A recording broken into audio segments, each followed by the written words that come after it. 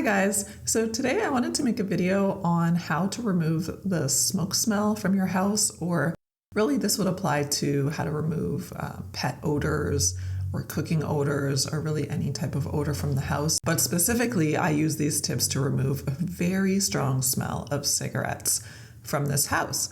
When I first purchased this house, the previous owners were heavy smokers. They had lived in the house for several years. I don't know exactly how long, smoking inside the house. You could literally see the oils from the cigarettes on the walls. The walls were like, I guess they were white at one point, but they were, discolored from the cigarette smoke. The ceilings, it was just disgusting. And the smell was very, very strong. So I did a lot of research and I tried a number of different things, some of which worked better than others. So I just wanted to, offer you some advice, save you some time, or give you some hope if you're in a situation that was similar to the situation I was in and feeling a little bit unsure and worried if you're going to be able to remove that strong smell from your house. And at the end of this video, I'm going to share a little tip that actually worked really, really well in my sister's house.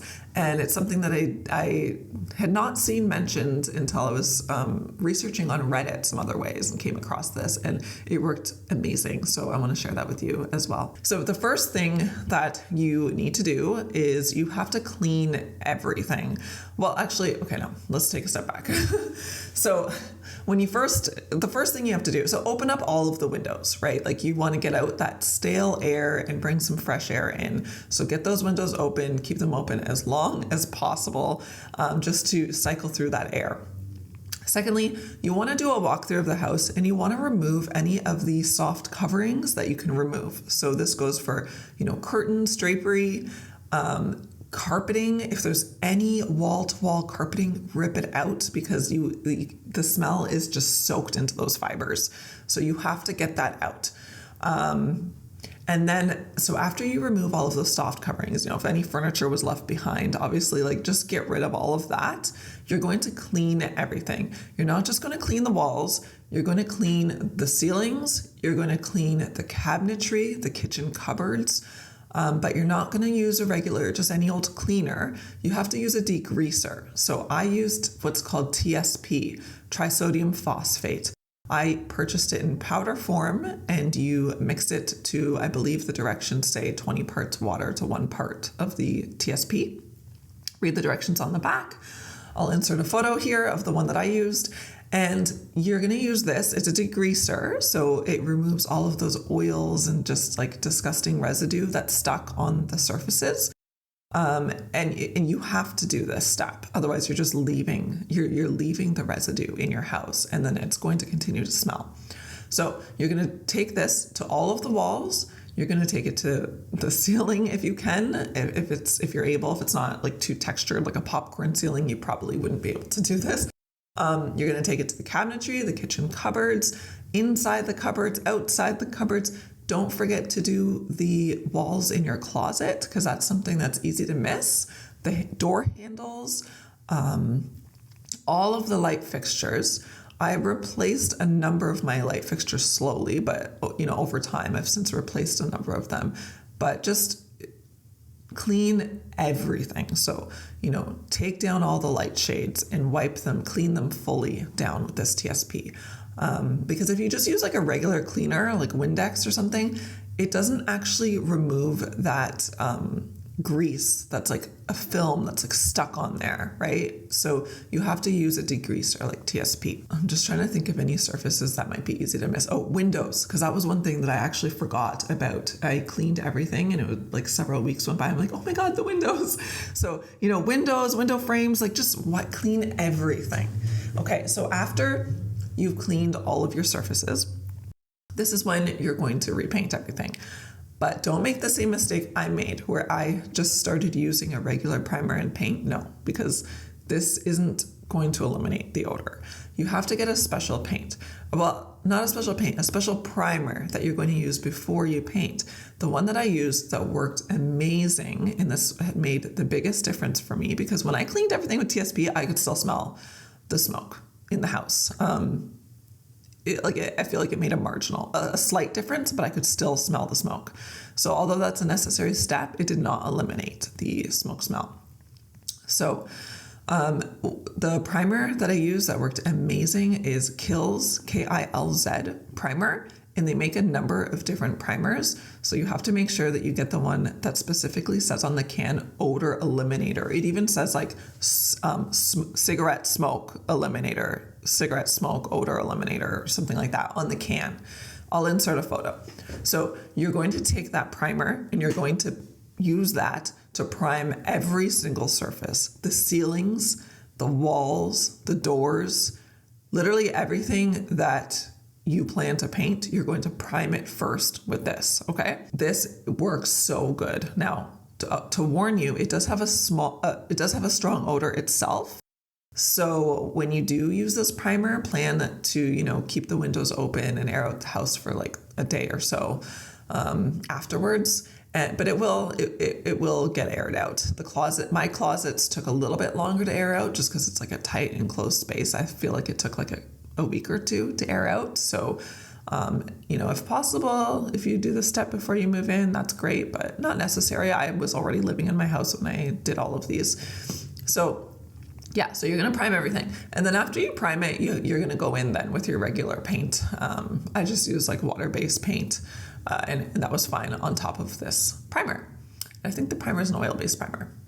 So yeah, okay, so that's that step. And another thing to do is change out your furnace filter. Such an easy thing to do. It's often overlooked, but change that furnace filter out, get a nice fresh one in there.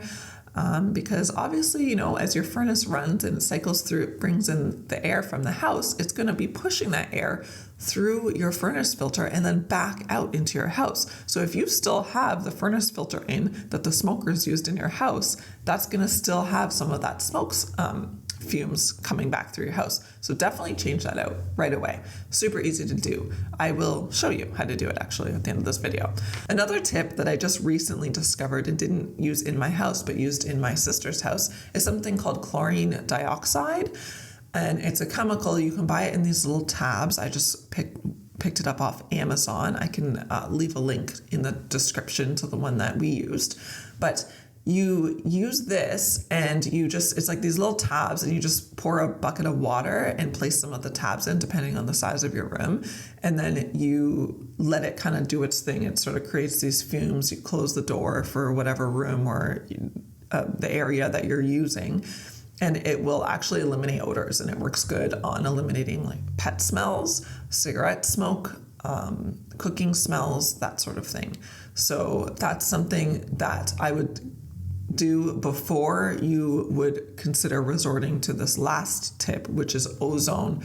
I hear this mentioned a lot. I did not personally try it because it sounds very toxic. You can't be in the house and you have to remove like all living life, all life forms from the house for like 24 hours or 48 hours or something. So all your pets have to go, your plants all have to be removed or they will die. You have to be removed, all children obviously. So that was a step I was prepared to take if these other steps didn't work, but the other steps did work. So thankfully I did not have to go resort to that because it's bad for the environment also. But if you are battling a really, really bad situation, then ozone's something that you can look into. It's like an ozone machine, and apparently it will work well. But before resorting to ozone, I would definitely try that chlorine dioxide because it's had a lot of rave reviews and it worked really well. My sister has a studio, like basement apartment that she had rented out, and after the tenants left, there was sort of like just residual like smell. It wasn't a cigarette smell, but it was just like a residual smell down there that she just couldn't get rid of. And we tried these chlorine dioxide and it worked amazing. Just a couple hours and then the smell was gone. It did sort of leave the smell of like a swimming pool after, like a bleachy sort of smell. But after a couple days with the windows open, that aired out. So that's another tip that I would recommend looking into. I didn't see that mentioned in previous videos, but apparently it works really good. So I'm actually going to try it in my own house in my basement, because my basement has like a musty a musty smell. So I want to give it a try down there. But anyways, let's go ahead and let me show you how to change out your furnace filter, because that's something you definitely don't want to miss. I want to show you how I change out my furnace filter, or I want to show you how to change out your furnace filter, because that is an important step on having fresh air in your house. So let's go down to my basement, my creepy, scary basement. So you can locate your furnace. Here's mine. And you can actually see, turn on the light here. You can see the furnace filter right here. I actually just changed mine the other day. So I'm not gonna change it now, but I'll show you how it is. So this is a furnace filter. Main thing to note, so it's all the way out, right? To put it in, you literally just slide it in, super easy, but there's an arrow on furnace filters, and that's the main important thing, is you wanna make sure that you're inserting the arrow properly. The arrow is telling you the direction of airflow. So with this furnace, air is coming up this way, and it's coming through the filter, and then going up and through, and then coming back out the vents up on that side. So you want to make sure that that the arrows are pointed in the right direction. All right, getting out of the basement. So you want to change your furnace filter like monthly, ideally. Yeah, I was told by an HVAC guy that it's better to buy the cheap, thin furnace filters that you're supposed to change out monthly, rather than the more expensive, thicker ones, because those ones actually make your furnace work a lot harder. So I just get the thin ones that you can change out monthly, and it feels good knowing that I have like a nice, fresh, clean one in every month. So that's something that you want to do right away, obviously, because all of the air in your house gets cycled through your furnace filter. And if you leave an old, dirty, dusty, cigarette-y smell furnace filter in, you're still going to be blowing all that air. So even after all these efforts of priming and cleaning and scrubbing the walls and floors and all of that, you don't want to be blowing air through a cigarette smoke filter into your house, right? So change that out right away. All right, anyways, I hope this was helpful, and I will see you guys on the next video, where I like to talk about all things home organization, home cleaning, home DIY, all of that kind of thing. Anyways, see you on the next video. Bye, guys.